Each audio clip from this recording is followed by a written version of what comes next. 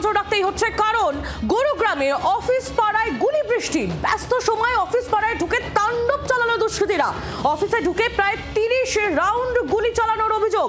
CCTV footage দেখে দুষ্কৃতীদের খোঁজ শুরু করেছে পুলিশ।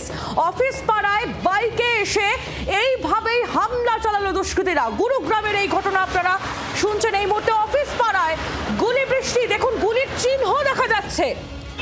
যে কাঁচগুলিতে গুলি চলেছে সেই কাঁচগুলিতে এখনো পর্যন্ত গুলির চিহ্ন ঝাঁঝরা করে দেওয়া হয়েছে গোটা এলাকা। রাউন্ড করে সেগুলো লাল রং দিয়ে আপনাদের বোঝানোর চেষ্টা করছি। দেখুন কিভাবে তাণ্ডব চালিয়েছে দুষ্কৃতীরা। গুরুগ্রামের এই ঘটনা, অফিস পাড়ায় গুলি বৃষ্টি, অফিসে ঢুকে প্রায় 30 রাউন্ড গুলি।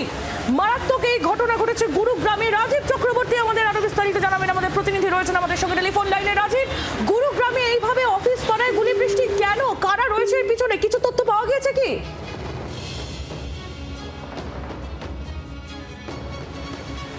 যোগাযোগ করবো রাজীবের সঙ্গে আমরা, তার আগে আপনাদের শোনাবো পুলিশ কি বলছে এই ঘটনায়। ब्लूम्स है ना जो होटल, इसके पास कोई फायरिंग हुई है, तो हम इस सूचना पे यहाँ पर पहुंचे। कितने राउंड फायरिंग हुए?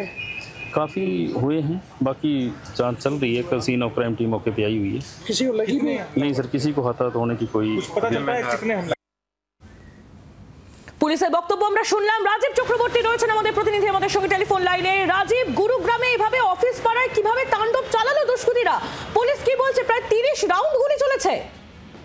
দেখো, দুষ্কৃতীরাজ দিল্লি এবং আশেপাশের এলাকায় মাঝে মধ্যেই দেখা যায়, এবং সেক্ষেত্রে যেটা দেখা যাচ্ছে যে দিল্লির ঠিক সংলগ্ন গুরুগ্রামে সেক্টর 45-এ গতকাল রাতে সেখানে কিন্তু একটি যে প্রপার্টি বিজনেস যারা করে, অর্থাৎ জমি বাড়ির লেনদেন করে, জমি বাড়ির কেনাবেচা করে, এমন একটা কোম্পানি, তার অফিসে প্রায় 30 রাউন্ড গুলি চলে। এবং এই হামলায় দেখা যাচ্ছে সেই দোকান, অর্থাৎ যে অফিস, সেটি একেবারে তার কাঁচ চূর্ণ বিচূর্ণ হয়ে গিয়েছে। যদিও কেউ জখম বা কারো কোনো হতাহতের খবর নেই, কিন্তু যেটা জানা যাচ্ছে যে যেখানে এমএনআর যে বিল্ড মার্ট বলে একটি অফিস রয়েছে কোম্পানির, সেখানেই মিলেনিয়াম সিটির সেক্টর মেট্রো স্টেশনের পাশেই এই কিন্তু দপ্তরটি এবং এই অফিসটি, সেখানে ঘটনা ঘটে। এবং কেন, কি উদ্দেশ্যে হামলা চালানো হয়েছিল, পুরো ঘটনার তদন্ত করছে পুলিশ।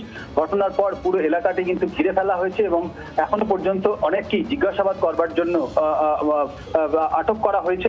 এবং তোমাকে জানিয়ে রাখি যে এই পুরো এলাকার সিসিটিভি ফুটেজ পুলিশ খতিয়ে দেখছে, এবং এই ঘটনা কেন ঘটলো, কারা ঘটালো, কি উদ্দেশ্য ছিল, কোথায় দ্বন্দ্ব, পুরো বিষয়টি কিন্তু খতিয়ে দেখা হচ্ছে। যেটা জানা যাচ্ছে যে এই এলাকায় রীতিমতো বেশ দুষ্কৃতীদের কিন্তু যাতায়াত ছিল, এবং গাড়ি এবং বাড়ির যে ব্যবসা, পুরনো গাড়ি বাড়ির ব্যবসা, বিক্রি করার ব্যবসা, সেটি ছিল।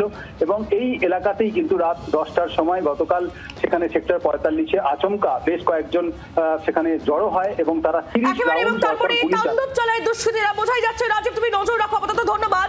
রাজীব চক্রবর্তী আমাদের প্রতিনিধি ছিলেন আমাদের সঙ্গে টেলিফোন লাইনে। গুরুগ্রামে অফিসে ঢুকে তাণ্ডব দুষ্কৃতীদের, পুলিশ ঘটনার তদন্ত শুরু করেছে।